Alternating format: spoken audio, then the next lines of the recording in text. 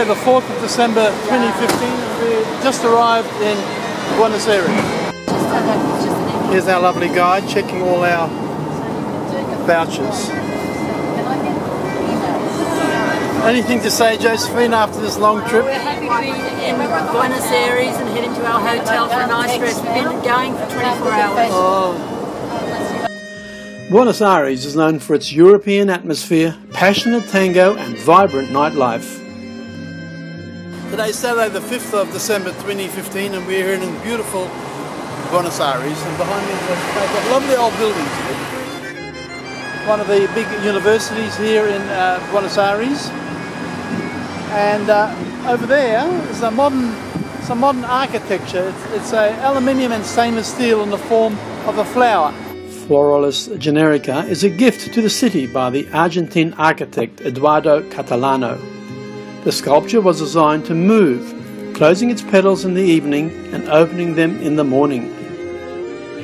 Professional dog walkers work in the better-off neighborhoods of Buenos Aires, trotting along with up to 20 dogs at a time.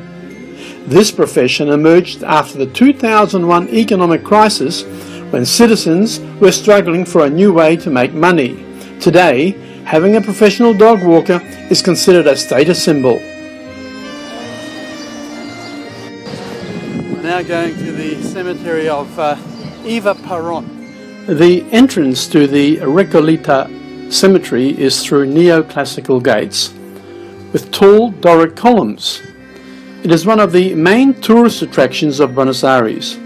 It was designed by the French architect Prosper Catalan at the request of the then president and was dedicated in 1822.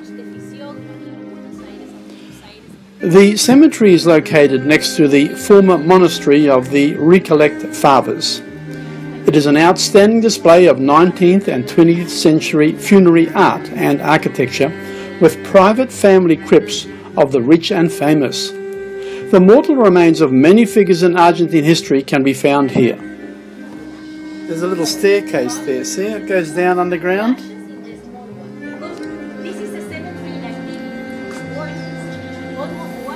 Perhaps the most popular tomb here is of Eva Peron, whose grave is visited daily by large numbers of tourists. And all her family is buried here, all her brothers, sisters.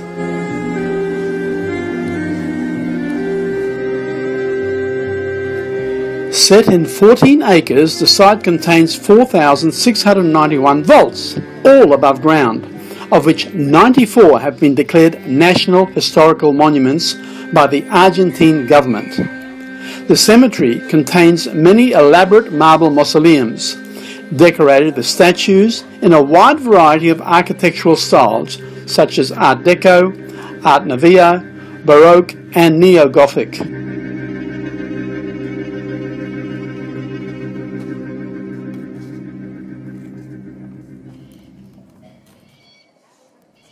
Outside this grave, and let's have a look inside, right inside.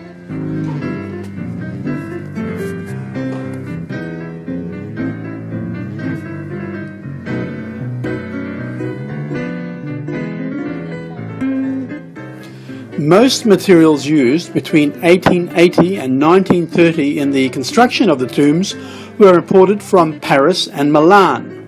The entire cemetery is laid out in sections like city blocks, with wide tree-lined main walkways branching into sidewalks filled with mausoleums. And so we leave the cemetery. Well, we're going into one of the most beautiful bookshops in Argentina.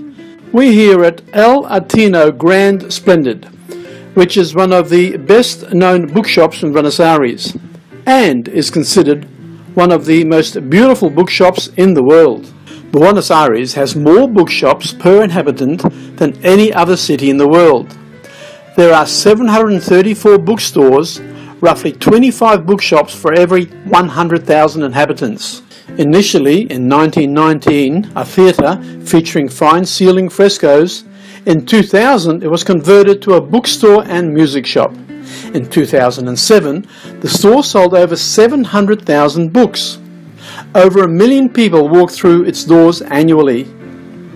Chairs are provided throughout the building, including the still intact theatre boxes where customers can dip into books before purchase.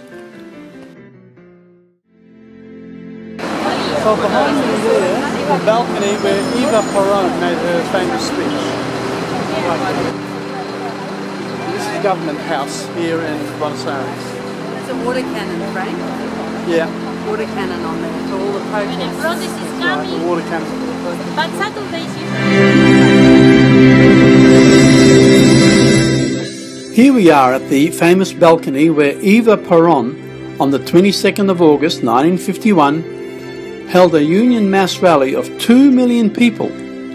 It was the largest public display of support in history for a female political figure.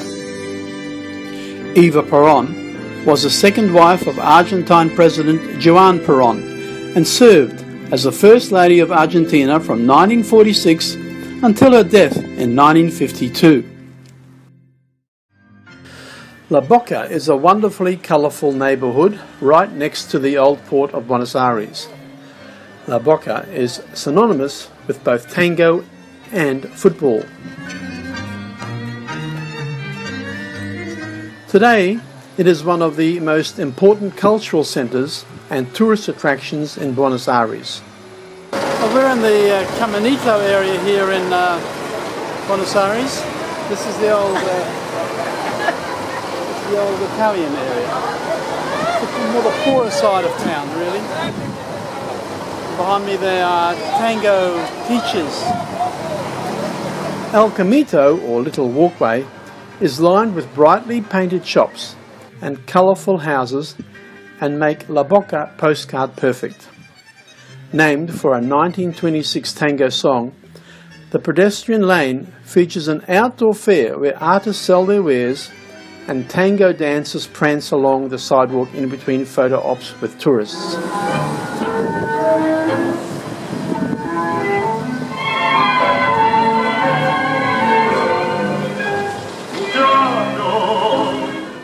But there's much more to La Boca than what meets the casual tourist's eye.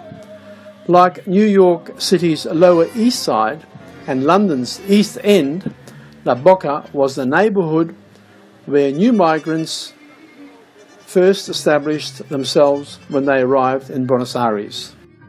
We're at a tango place. At the moment they're playing rock and roll, and in the next 10 minutes they're going to start tango lessons. So we'll check it out.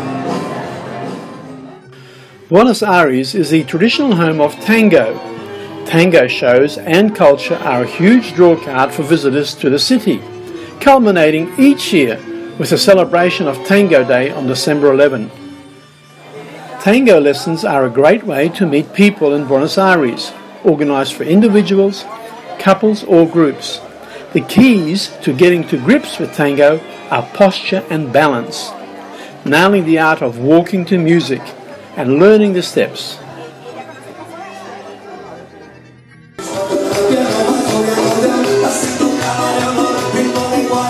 In Buenos Aires, a tango club is called a milonga, complete with a live orchestra and dance floor. You don't need to look far to find a local tango club in Buenos Aires, and there are several clubs specially set up for tourists where you can watch the tango, dine and catch the feeling, then learn to tango.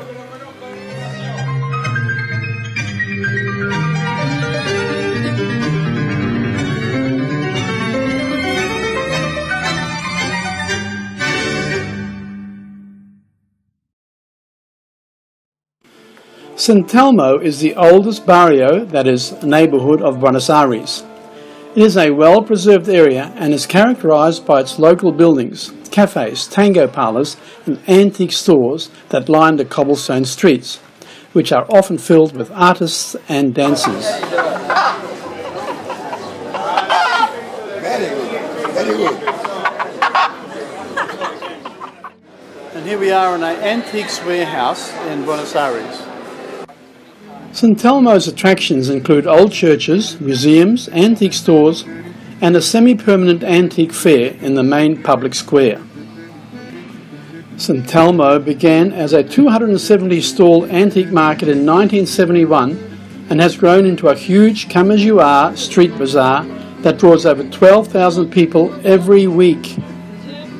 The entire outdoor market stretches around 13 blocks and is completely pedestrian, and is packed with entertainers jockeying for attention and an international array of street vendors who display their goods on the pavement.